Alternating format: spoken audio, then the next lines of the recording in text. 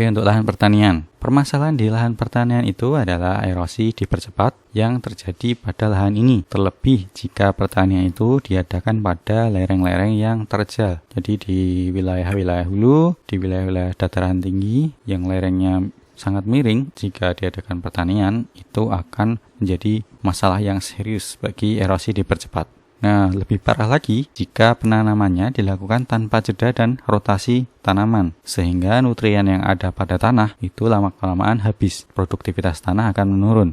Nanti juga berkaitan dengan pemberian dosis pupuk yang tinggi, karena tanah yang terus-terus dipaksa untuk berproduksi, makin lama produktivitas menurun, kemudian terus di-counter dengan pupuk supaya produksinya terus-menerus meningkat. Nah, itu nanti akan terbawa, ikut tererosi dan juga akan tertransportasi ke wilayah hilir sehingga menyebabkan eutrofifikasi di wilayah hilir. Nah, ini adalah permasalahan-permasalahan yang ditemukan di lahan pertanian. Kemudian dengan seperti itu berarti perlu adanya teknik KTA yang cocok secara teknis dan juga sosial ekonominya. Nah, terkait dengan faktor sosial ekonomi ini itu nanti akan dibahas lebih lanjut pada materi berikutnya. Misalnya kita akan buat teknik KTA pada wilayah pertanian, maka ada beberapa hal yang bisa kita lakukan. Dalam bagian alir ini, yang pertama bisa kita lakukan adalah agronomic measure atau bentukan-bentukan KTA vegetatif. Kemudian ada lagi pengelolaan terhadap tanahnya, dan juga terakhir adalah KTA mekanik. Nah, kita bahas dulu yang pertama, KTA yang vegetatif atau agronomic measure.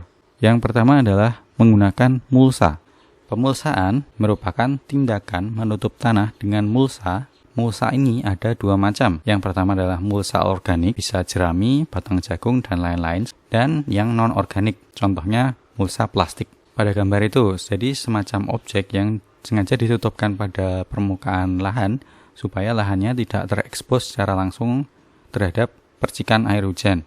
Terus kemudian yang kedua adalah menggunakan manajemen pertanian, bisa dengan penanaman dengan kerapatan tinggi atau multiple cropping atau menanam lebih dari satu komoditas, bisa dilakukan pada beda waktu. Kalau beda waktu itu artinya adalah crop rotation. Jadi misalnya periode ini menanam X, setelah panen nanti periode berikutnya menanam komoditas yang berbeda. Kemudian nanti diseling lagi komoditas X, kemudian komoditas Y, komoditas X, komoditas Y. Jadi tidak pada waktu yang bersamaan. Itu adalah crop rotation. Kemudian strip cropping, yaitu penanaman dua atau lebih jenis tanaman pada waktu yang sama ditanam dalam strip-strip berselang-sering dan secara kontur. Nah, ini bisa ditanam di lahan yang dengan kemiringan 3-15%. Nanti akan wujudnya seperti itu. Jadi bedanya dengan yang pergiliran tanaman tadi atau crop rotation tadi, kalau yang strip cropping ini ditanam pada waktu yang sama. Nah, itu yang disebut sebagai multiple cropping. Kemudian cover cropping adalah untuk menutup lahan bisa dengan legume cover crop, bisa dengan rumput.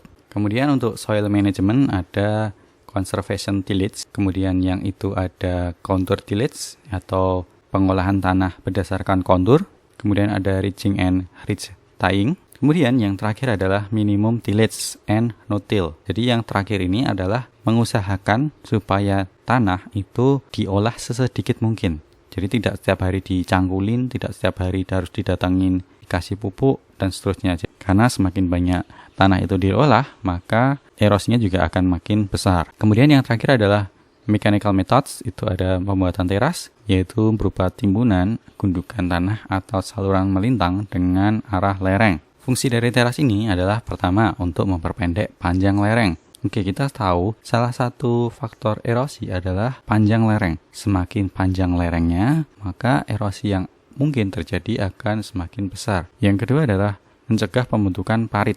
Nah, pembentukan parit ini itu juga disebabkan oleh adanya daya angkut yang kuat oleh aliran permukaan. Jika aliran permukaan tadi sudah terkonsentrasi, maka bagiannya lahan yang paling lemah itu akan mudah tergerus. Dengan tergerus tadi, maka akan membentuk parit-parit. Nah, dengan kita membuat teras, harapannya adalah karena panjang lerengnya pendek, kecepatan alirannya melambat, dan juga daya angkutnya melemah, sehingga parit-parit itu bisa kita cegah untuk terbentuk. Yang ketiga adalah meningkatkan infiltrasi. Dengan adanya teras, berarti air itu cenderung bergerak lambat atau bahkan dipaksa untuk diam. Nah, ketika air itu tidak bergerak, dia hanya ada di atas permukaan tanah, maka yang akan terjadi adalah air itu akan bergerak secara vertikal ke zona tidak jenuh air tanah, membentuk lengas tanah. Yang keempat adalah menangkap dan menahan air hujan. Jadi sama dengan yang 1-3 tadi. Karena adanya teras-teras tadi, pergerakannya lambat sehingga air itu cenderung diam pada teras-teras tadi. Nah, saluran teras itu dibuat miring ke arah saluran penampungan air dan tanah atau SPAT dengan kemiringan 0,1%. Kenapa seperti ini? Air yang ada di permukaan tadi itu diarahkan ke tempat yang sudah kita setting untuk bergeraknya air, sehingga air tidak memilih jalannya sendiri, tetapi kita pilihkan jalan yang memang sudah kita perkeras, sehingga kemungkinan untuk tererosinya akan lebih rendah. Nah, kemudian teras itu ada banyak sekali wujudnya. Bisa teras datar, teras guludan, teras kredit, dan juga teras bangku.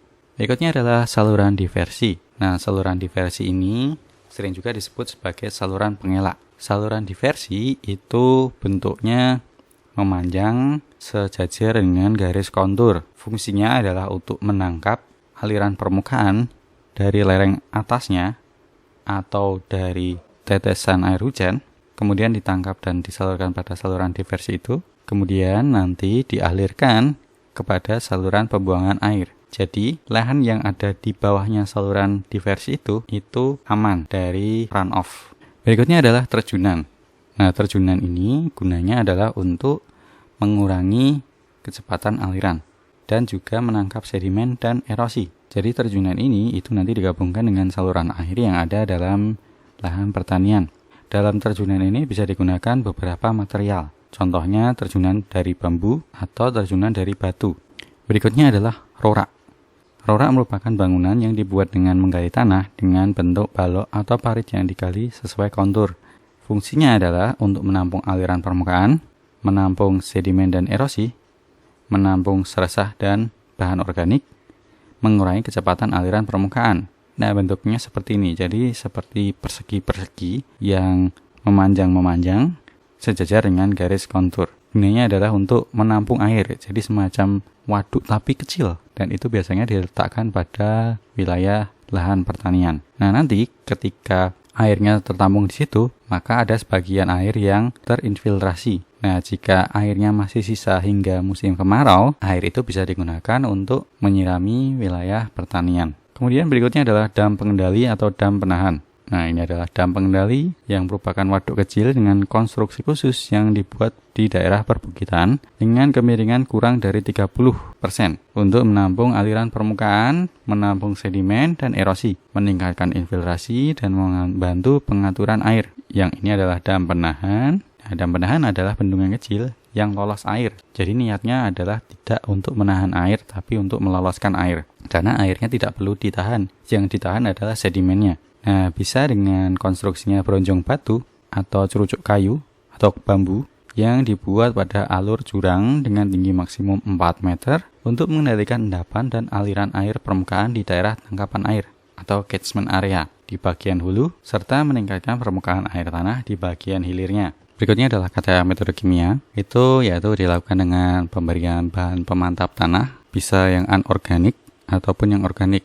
Nah, kalau yang organik itu misalnya pupuk. Nah, jadi gunanya adalah untuk menambah agregat tanah sehingga tanahnya itu tidak mudah terdetach, dan kemudian juga sifat kimia dari tanah itu akan jadi lebih baik jika digunakan KTA kimia ini.